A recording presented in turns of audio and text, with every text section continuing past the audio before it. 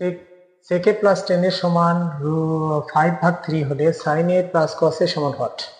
তাহলে আমার কাজটা দেয়া আছে যে মানটা সেটা একটু দেখো। কি দেয়া আছে? sec a plus 10a equal 5/3। তাহলে sec এর পরিবর্তে আমরা কি লিখতে পারি? 1/cos a।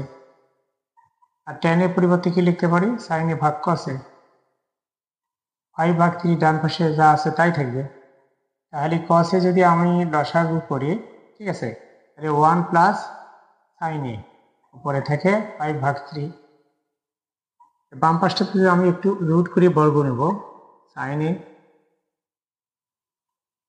cos a বর্গ 5/3। তাহলে এখানে 1 plus sin a into 1 minus sin a এই পাশে হয় লব, হরটা হয় কি cos স্কয়ারে, রুট তো আছেই 5/3। তাহলে এখানে কি ঘটনা ঘটে দেখো, 1 plus sin a 1 minus sin a ভাগ 1 মাইনাস sin a স্কয়ারে ইকুয়াল 5/3। তাহলে বা কি ঘটনা ঘটে, root 1 plus sin a 1 plus sin a ভাগ 1 plus sin a into 1 minus sin a। কারণ কি 1 মাইনাস sin a স্কয়ারের সমান এটা লেখা যায় 1 plus sin a into 1 minus sin a। Clear? 5/3 ডান পাশে দেখো ওটা ঠিক থাকলো। আবার এখানে এটা যে কাটা গেল, 1 প্লাস sin a ভাগ 1 মাইনাস sin a। উদ্দেশ্য কি? sin এর একটা প্লেন মান নিয়ে আসবো, এই sin a কিংবা cos এর একটা প্লেন মান নিয়ে আসবো, এটাই আমাদের উদ্দেশ্য। তাহলে 5/3 এই পাশে বর্গ করলাম, বর্গ হলে 1 প্লাস sin a থেকে যায়, বর্গ করলে এখানে 25 আর 9 হয়। ঠিক আছে, আবার যোজন বিয়োজন করব, যোজন বিয়োজন করতে যাবো। এবার যোজন করলাম, বিয়োজন করব, 25 যোগ 9 ভাগ 25 মাইনাস 9। ওকে, যেন একটা না হয় আলাদা করে দিলাম। সাইনে কাটা যায় 2 ভাগ এটা যায়, তাহলে 2 sin a হয়। 33 নো 34 ভাগ 16। তারপরে এটা যদি আমরা একটু লঘিষ্ঠ আকারে প্রকাশ করি 8 হয়। ওকে, এটা কাটা যায় 1 থাকে। তাহলে বা 1 ভাগ sin a ইকুয়াল 17 ভাগ 8। তাহলে বা sin a ইকুয়াল 8 ভাগ 17। এইটা গেল।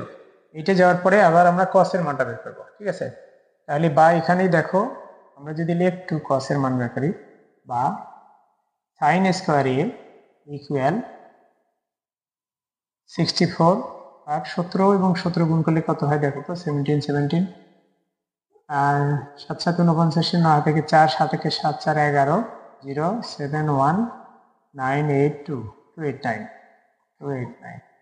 বা এখানে sin স্কয়ারটাকে আমরা বলি 1 মাইনাস cos স্কয়ারে ইকুয়াল 64 ভাগ 289।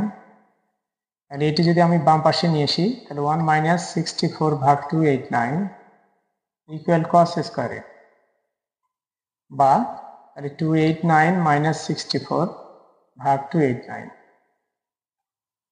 ইকুয়াল টু কত, cos স্কয়ারে।